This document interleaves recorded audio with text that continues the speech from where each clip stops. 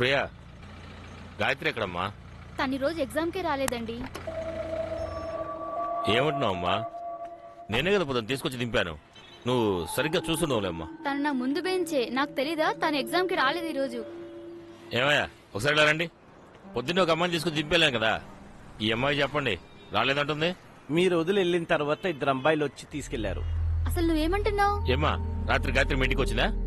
తను రాలేదండి.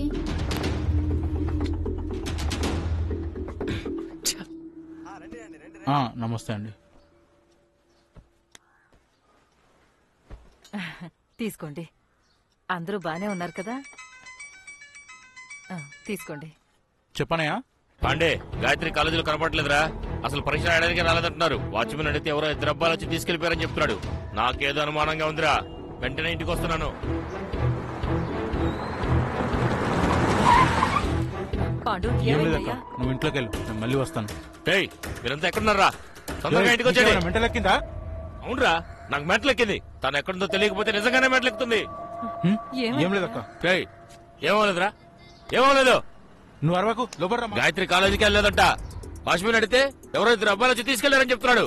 ఇంకా ఏమవలేదంట వెంట్రా. నువ్వు లోపల రా ముందు. అక్క అక్క, ఎవరైనా నీళ్ళు తీసుకురండి. నువ్వేం కంగారు పడకక్క, అలా ఏం జరుగుండదు. నువ్వు ప్రశాంతంగా ఉండు, నువ్వేం బాధపడకు. అదంతా వదిలేయక్క, నేను చూసుకుంటాను. నువ్వు నోరు మూసుకో.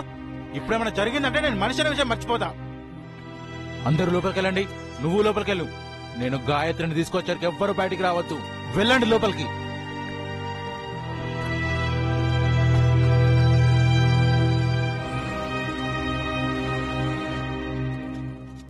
రేయ్, ఆ 35వ నెంబర్ వార్డెన్ కౌన్సిల్ వచ్చి నన్ను కలవమని చెప్పు, సరేనా?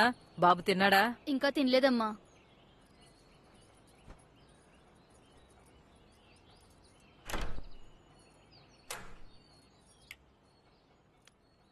ఏమైంది బాబు, ఇంకా తినలేదు? నిన్నే అడుగుతున్నాను, ఎందుకు తినలేదు? నువ్వు ముందు బయటికెళ్ళు, నా దగ్గరికి రావద్దు. ఆ అమ్మతో ఇలా మాట్లాడకూడదు నాన్నా. నువ్వు నాకు అమ్మవా? నీకెప్పుడు చూసినా పదవే కదా కావాలి. నేను అవసరం లేదు కదా. నాకేమైనా పర్వాలేదనే కదా నువ్వు అనుకుంటున్నావు. ఇప్పుడు నా మీద ఎందుకు నీకు అంత ప్రేమ? అలా మాట్లాడకూడదు నాన్నా. నిన్ను కొట్టిన వాళ్ళని అమ్మ ఊరికే వదిలేస్తుందా చెప్పు? రే మారే మారే, ఇదిగో చూడు, ఈ రోజు నుంచి నువ్వు ఆ విషయాన్ని వదిలేయి. మామతో చెప్పి నేను అన్ని చూసుకుంటాను, సరేనా? ఏంటక్క? రేయ్, నీ అల్లుడిని కొట్టినోడు తెల్లారే సరికల్లా ప్రాణాలతో ఉండకూడదురా తమ్ముడు. చాలక్క, వాళ్ళని నేను చూసుకుంటా. మామ ఉండు, నేను వస్తాను. అల్లుడు, రెస్ట్ తీసుకో. నువ్వు మామ ఉన్నాడు, రేపటికల్లా వాళ్ళు ఉండరంతే. అక్క, ఎస్ఐకి ఒక మాట చెప్పుంచు. అది నేను చూసుకుంటాను, నువ్వు వెళ్ళు. రా నాన్న, రా. అబ్బా,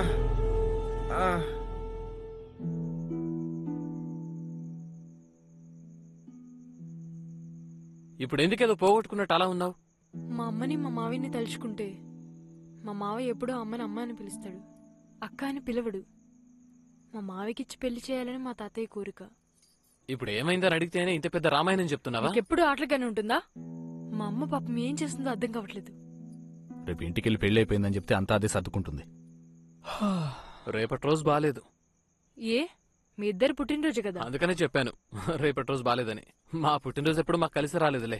ఏదో ఒకటి చేయండి మామా, నాకు నిద్ర వస్తుంది, నేను వెళ్ళి పడుకుంటా. ఏయ్, నువ్వు దాగరా. నువ్వు పడుకుంటావని మేము ఇద్దరం పెళ్లి చేసుకుని వచ్చావా? ఈ రోజు మా ఫస్ట్ నైట్ రా. పో, ఇక్కడ నుంచి వెళ్ళిపో. నేను ఎక్కడ పడుకోవాలి మా? రోడ్లో వెళ్ళి పడుకో. రే, నువ్వు జాగ్రత్త. మేము రాము వాళ్ళ ఇంట్లో పడుకొని పొద్దున్నే వస్తాం. పదండ్రా వెళ్దాం.